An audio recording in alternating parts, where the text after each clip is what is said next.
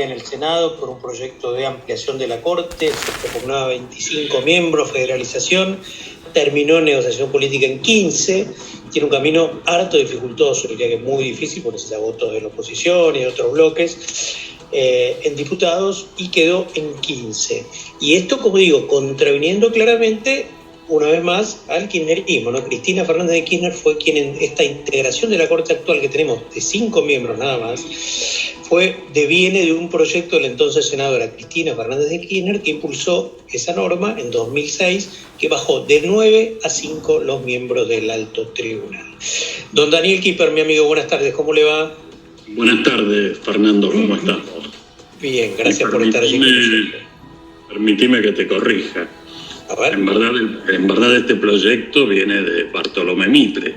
Hagamos un poco de historia. Bueno, está bien, yo fui a lo contemporáneo y a la contradicción, pero bueno, vale hacer más historia, pero yo fui un poco lo más cercano y a la actriz que de alguna manera, actriz política que impulsó esta reforma desde el kirchnerismo ahora, ¿no? Antes, o sea, la achicó y ahora la amplía, la busca ampliar. Pero valga el dato histórico, a ver. Es un tema complejo y creo que es necesario para comprender qué se está discutiendo hacer un análisis histórico.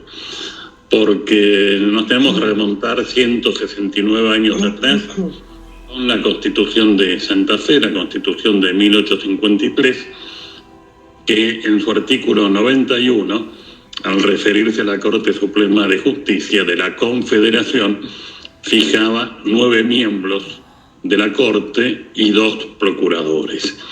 Esta Corte nunca logró conformarse, más allá de que Urquiza había designado sus miembros, y es reformada, como todos sabemos, en 1860, ya con la unión de la provincia de Buenos Aires, y es ahí donde se decide dejar a criterio de la legislación el número de miembros de la Corte Suprema, y se suprime ese número de 9 que comentaba hace un rato, sí, y queda abierta a la decisión del Poder Legislativo. Y tengamos en cuenta que hace 169 años atrás la población argentina no alcanzaba a los 2 millones de habitantes. Esta es la cifra más o menos que señala el censo de 1869, realizado bajo la presidencia de Avellaneda. Entonces, para una población de 2 millones, se había previsto 9 miembros en la Constitución de 1853, y de 5, una vez que se reforma la Constitución, que fueron designados por Mitre, quienes asumieron en 1863. Y en verdad debería haber, según entiendo, una relación entre la cantidad de miembros de la Corte y el número de habitantes de la nación, porque el número de habitantes de algún modo condiciona la cantidad de causas que llegan a los tribunales, y de este universo de causas que llega a los tribunales, un porcentaje será dirimido en la Corte Suprema. Pero ¿qué es lo que vemos también en la formación, en la integración, mejor dicho, de la Corte Suprema? Que es el problema de quién elige a los jueces y cómo se los elige y quiénes son elegidos. Y aquí vemos que a lo largo de la historia se eligen políticos más que juristas. Todos son abogados porque este es un requisito ineludible. Sí, claro. Pero hay estudios que se han hecho sobre la Corte Suprema que muestran que desde 1863 hasta 1955 solamente 4 jueces fueron designados en su condición de jueces de carrera. El resto venían de la política. Y en esa primera corte incluso se da una característica muy llamativa, que uno de sus integrantes, Salvador María del Carril, fue quien indujo al general Lavalle a fusilar a Dorrego, y luego le recomendó alterar las pruebas para engañar a la historia. Entonces notemos cómo la selección de los jueces, desde el origen mismo de la Corte Suprema, se realiza en función de visiones políticas de los poderes de turno.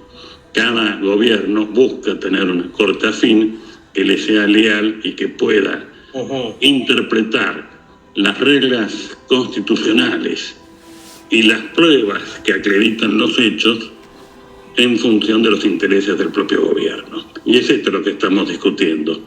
Es decir, el gobierno quiere corte afín. Lo quiere el gobierno actual, lo quiso Bartolomé Mitre, lo quiso don Justo José de Urquiza, y así ha ocurrido a lo largo de nuestra historia.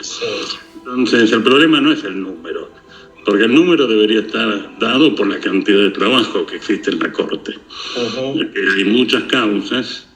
La Corte básicamente resuelve la constitucionalidad de las normas, resuelve también los conflictos internos entre el Estado federal, es decir, nación-provincia, y también por el criterio que admite la arbitrariedad como forma de resolver conflictos, es la que decide en definitiva el sentido y alcance de las pruebas aportadas a un proceso para determinar los hechos. Y esto supone una ardua tarea, analizar cada causa con cierta profundidad, y el número de integrantes debería ser un número suficiente para que los jueces no se limiten a firmar proyectos hechos por sus colaboradores, sino que sean los autores de cada una de las sentencias que firman. Pero esto no es lo que está ocurriendo y lo que se está debatiendo actualmente. Básicamente es cómo hago para que la Corte sea afín al gobierno de turno. Nos hace falta una Corte independiente del poder de turno y de los otros poderes que existen en la sociedad, que no siempre son los poderes del Estado, ¿no? Hay poderes económicos, hay poderes que influyen también en las decisiones que adoptamos en nuestra sociedad y que deben ser ponderados y valorados. ¿Qué podría sugerir? A lo mejor como alternativa, y va a ser muy llamativo, ¿sí? Lo que te voy a proponer. Sortear entre los abogados de la matrícula y por periodos de tiempo determinados a los miembros de la Corte. ¿Se ha hecho? No se ha hecho nunca. ¿Se ha sugerido? Tampoco. Pero creo que tiene el mismo nivel puede tener el mismo nivel de desacierto que el actual. El actual nos da una Corte que no responde a los intereses de la gente. Y no me refiero únicamente a la composición actual, sino a lo largo de la historia de toda la Corte Suprema. Recordemos que la Corte Suprema convalidó el golpe del 6 de septiembre del 6 de 1930 y los sucesivos golpes de Estado que hubo en el país. Convalidó las afectaciones a los derechos individuales que se han dado a lo largo de nuestra historia cada vez que se dictan un corralito, un plan Bonex, ahorro forzoso o mecanismos por el estilo, que obviamente afectan el patrimonio de los ciudadanos. Recordemos que el juicio a la última Corte no fue por defender a los zorristas, sino por no defender al Estado. Es muy curioso leer el juicio político a los miembros de aquella Corte, porque ante la actitud claramente violatoria de la Constitución de implantar el corralito y quedarse con el ahorro de los ciudadanos, los cortesanos fueron removidos por haber fallado a favor de los zorristas. Bien.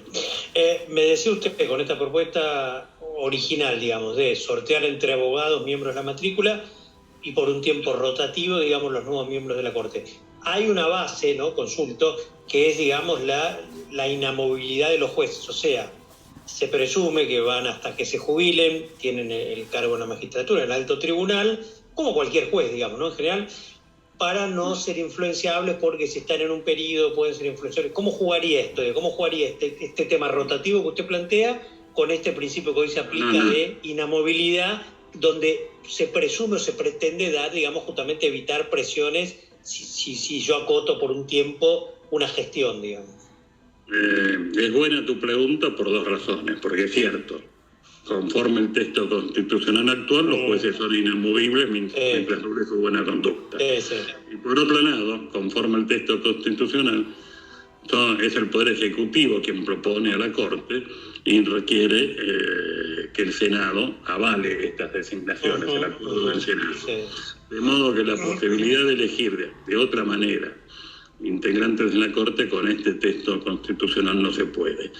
Y con este texto constitucional siempre son políticos los que terminan ocupando cargos en la Corte Suprema, porque es lo que busca quien los propone. Y esto también se da en otros países.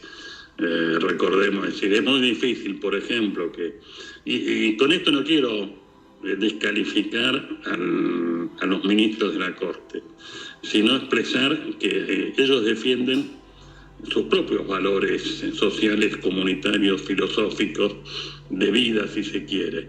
Es muy difícil que un juez religioso, por ejemplo, que tenga una vida religiosa profunda, al momento de votar temas como el aborto, tenga una posición distinta a la que él representa, como expresión de sus propios valores de vida, ¿no?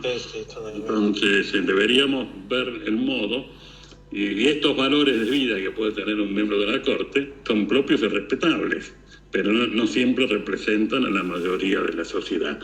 Y nuestra sociedad está viviendo cambios muy profundos. Pensemos que en 1853 la temática era totalmente distinta, donde incluso el concepto de democracia no es comparable con el concepto que pretendemos hoy, y la integración de la Corte ya en aquel momento se hacía en función de allegados políticos al poder de turno. Bueno, decía entonces, su propuesta va contra este principio. Usted puede decirme, no, Fernando, la verdad que es un principio que no comparto, pero en principio va, digamos, contra este principio de la inamovilidad, ¿no? Los jueces de la Corte gozan de la atribución de ser los intérpretes vitalicios de las normas legales, de las normas constitucionales y de las pruebas que se aportan a los expedientes. Tienen un poder extraordinario. Desde el día que asumen y juran en el cargo, ellos deciden el futuro de todos nosotros. Y en lo personal no creo que sea positivo en tanta concentración de poder. Es cierto que puede haber jueces muy justos, muy sabios, muy iluminados, que logran marcar caminos y rumbos en defensa de los derechos ciudadanos. Pero nada lo garantiza el sistema. Entonces creo que haya cargos temporales sería más saludable que los cargos vitalicios, que incluso quedan a veces atrapados por los cambios que vive la sociedad. Para un juez que nació en 1930, 1940, 1950, tiene una visión de vida totalmente distinta a la que tiene un chico milenio. Sí, claro. De los valores. Para cerrar, Daniel, por último, y hasta donde usted sepa, algo al pasar señaló, ¿cómo se eligen, no digo países puntuales, pero en general en América Latina, en Europa, en Estados Unidos, cómo se eligen los miembros de la Corte en otros países? En general se eligen del modo similar. Es lo que yo presumí, no hay mucha diferencia. De modo similar, porque siempre el poder trata de conservar el poder. Entonces, esta concepción de límites al poder, cuando el poder ejecutivo, poder legislativo y el poder judicial están en consonancia, es un límite formal y no real muchas veces. Escuchamos en reiteradas oportunidades que se dice el Congreso es la escribanía del Poder Ejecutivo. Desde el punto de vista formal uno puede ver que hay un Poder Ejecutivo y dos cámaras del Congreso. Ahora cuando uno las ve en funcionamiento vemos que hay una dependencia muy marcada, ¿no? Y a veces hay una dependencia muy marcada también de la Corte respecto del Poder Ejecutivo, a veces de la Corte respecto de otro tipo de poderes que hay en la sociedad, y a veces también de sus propias convicciones o valores de vida que no expresan los valores mayoritarios en una sociedad. Bien. Daniel, gracias como siempre, un abrazo grande. Elegir es como elegir el bar. Elegir el bar.